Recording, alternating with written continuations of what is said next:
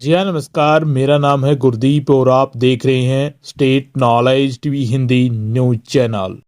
हरियाणा में बीपीएल परिवारों को लेकर राशन लेने वाले परिवारों के लिए नया आदेश जारी हुआ है। जी हाँ, बता दें कि यदि आप बीपीएल परिवार से आते हैं तो आपको ई केवाईसी करवाना जरूरी है।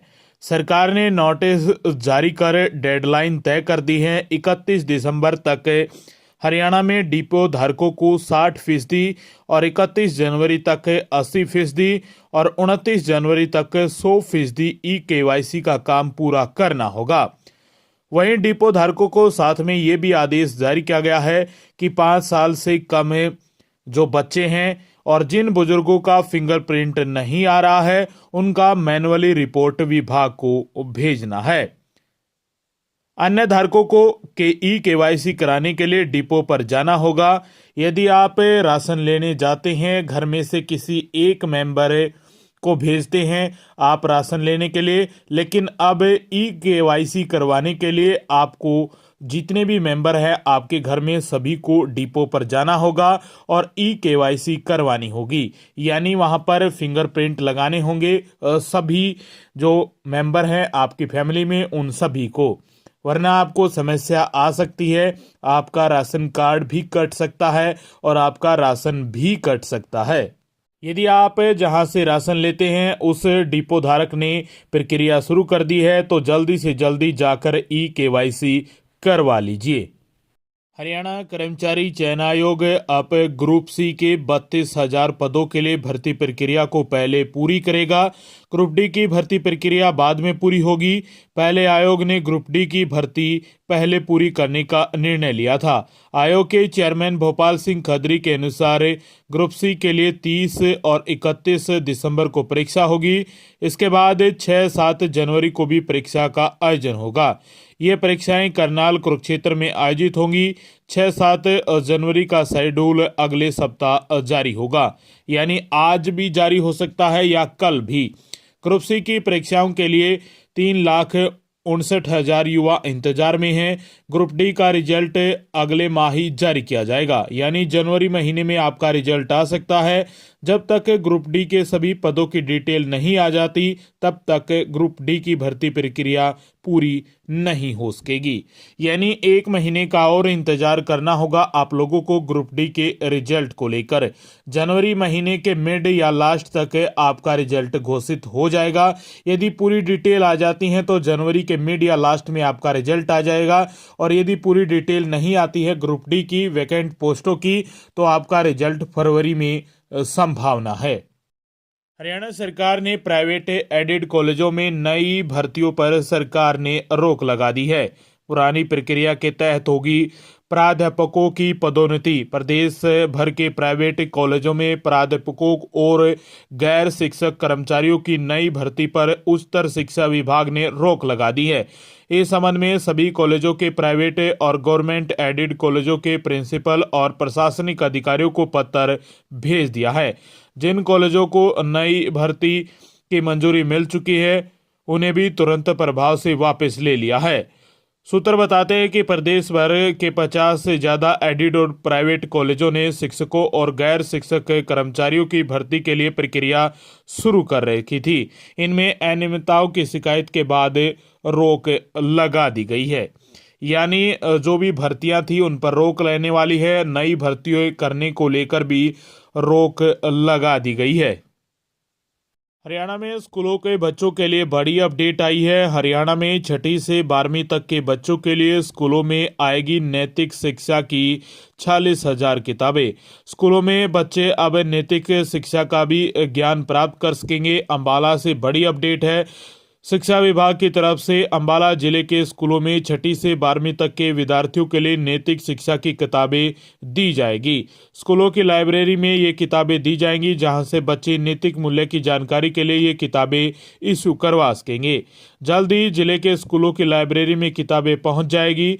जिले के स्कूलों में 6ठी से 12वीं तक के बच्चों के लिए हेड ऑफिस से 46,000 नैतिक शिक्षा की किताबें मुहैया करवाई जाएंगी। अभी छठी, 8वीं, 9वीं और 10वीं के लिए 28,000 किताबों का स्लॉट पहुंच गया है। 7वीं, 11वीं और 12वीं के स्टूडेंट की नैतिक शिक्षा की लगभग 17,000 किताबों का स्लॉट आना बाकी है और यही प्रक्रिया अन्य जिलों के लिए चल रही है। अब हरियाणा में छठी से लेकर 12वीं तक के बच्चों के लिए स्कूलों में आएंगी। नैतिक शिक्षा विभाग की तरफ से किताबें छप चुकी हैं। पिछले 11 महीनों से विवादों में घिरे wrestling federation of India WFI की नई बॉडी को खेल मंत्रालय ने 24 दिसंबर को सस्पेंड कर दिया है। 3 दिन पहले 21 दिसंबर को ही WFI के चुनाव हुए थे, जिसमें भाजपा सांसद ब्रजभूषण शरण सिंह के करीबी संजय सिंह ने नए प्रेसिडेंट बने थे। नए अध्यक्ष की जीत के बाद WFI ने 28 दिसंबर से उत्तर प्रदेश के गोंडा में जूनियर नेशनल चैंपियनशिप टूर्नामेंट करने की घोषणा की थी। गोंडा भाजपा सांसद ब्रजभूषण का संसदीय क्षेत्र है। रेसलर ने ब्रजभूषण पर यौन शोषण का आरोप लगाया था।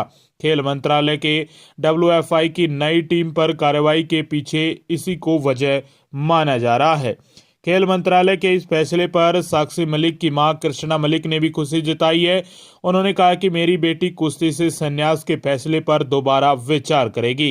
इसके अलावा प्रधानमंत्री के घर के बाहर फुटपाथ पर पद्मश्री रखकर आए पहलवान बजरंग पूनिया ने भी सम्मान वापस लेने की बात कही है। हरियाणा अध्यापक पात्रता परीक्षा HTET 2023 के 1308 परीक्षार्थियों को स्कूल शिक्षा बोर्ड ने बड़ी राहत दी है। बोर्ड द्वारा 4 प्रश्नों का उत्तर ऑप्शन ए के साथ ऑप्शन 3 भी सही माना गया। जिन परीक्षार्थियों ने ऑप्शन 3 को उत्तर मानते हुए गोला भरा था, अब उन्हें फायदा मिला है। बोर्ड के इस निर्णय से 1308 परीक्षार्थियों ने परीक्षा उत्तीर्ण की है। इन 1308 परीक्षार्थियों का परिणाम बायोमेट्रिक वेरिफिकेशन होने के बाद घोषित किया जाएगा। ऐसे सभी परीक्षार्थियों को बायोमेट्रिक वेरिफिकेशन के लिए उपस्थित होने के बारे में सूचना और शेड्यूल जल्द ही जारी किया जाएगा विभाग की तरफ से। हरियाणा में लगातार मौसम बदल रहा है। मौसम विभाग ने आज से लेकर 26 दिसंबर तक घनी धुंध का ऑरेंज अलर्ट जारी कर दिया है, जबकि विभाग ने बीते कल 27 दिसंबर तक येलो अलर्ट जारी किया था। मौसम विशेषज्ञों का कहना है कि इन जिलों में वाहनों से सफर करने वाले लोगों को सुबह और शाम ज्यादा अलर्ट रहने की जरूरत है। आज कुछ जिलों में बादल छाए रहेंगे, साथ ही बूंदाबांदी की भी मौसम विभाग ने संभावना जताई है। इसके बाद एक बार फिर 26 दिसंबर से बारिश के आसार बन रहे हैं। इन जिलों में रहेगा ऑरेंज अलर्ट। हरियाणा के कुरुक्षेत्र, कैथल, करनाल में आज और कल घनी धुंध का ऑरेंज अलर्ट जारी किया गया है। वहीं सिरसा, फतेहाबाद, हिसार में 25 दिसंबर से लेकर 27 दिसंबर तक धुंध का ऑरेंज अलर्ट जारी किया गया है। इसके साथ सिरसा, फतेहाबाद, हिसार, सोनीपत, पानीपत, करनाल, कैथल, कुरुक्षेत्र में 28 दिसंबर तक घने कोहरे को लेकर येलो अलर्ट जारी किया है मौसम विभाग की तरफ से। हरियाणा के यमुनानगर में 3 साल बाद फिर से क्लेसर नेशनल फॉरेस्ट पार्क टूरिस्टों के लिए खोल दिया गया है। कोरोना काल के समय से यहां जंगल सफारी बंद कर दी गई थी। अब संक्रमण की कमी को देखते हुए सरकार के द्वारा जंगल सफारी शुरू करने का फैसला किया है। यह साल 2015 में पहली बार जंगल सफारी की शुरुआत हुई थी। वन्य प्राणी विभाग की देखरेख में 14 किलोमीटर की सैलानी अब सैर कर पाएंगे। सबसे खास बात यह है कि उद्यान उत्तराखंड के राजाजी नेशनल पार्क व हिमाचल के सिंभलवाड़ा से जुड़ा हुआ है। पार्क में इस साल अप्रैल में 110 साल बाद बाघ भी देखने को मिला है। हरियाणा के मुख्यमंत्री मनोहर लाल खट्टर ने राज्य के विशेष पुलिस अधिकारियों को SPO को बड़ी राहत दी है। सीएम ने सूबे के सभी 11,052 विशेष पुलिस अधिकारियों को सरकारी रोडवेज की बसों में मुफ्त यात्रा का तोहफा दिया है। इसके लिए इनके वेतन से हर महीने सिर्फ 120 रुपए की कटौती की जाएगी।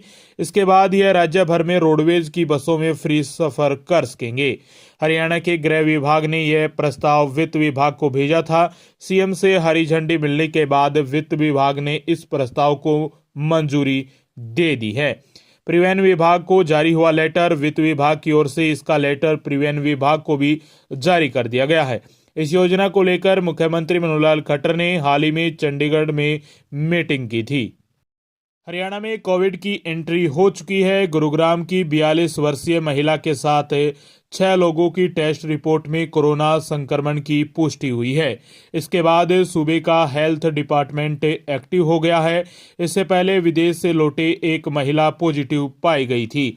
हालांकि इनमें ओमिक्रॉन वेरिएंट के नए सब वेरिएंट JN1 की पुष्टि नहीं हो पाई है। स्वास्थ्य विभाग के अधिकारियों ने इन सभी संदिग्ध सैंपलों को जांच के लिए भेजा है। इसके साथ ही विभाग जीनोम सीक्वेंसिंग कराने पर भी जोर दे रहा है।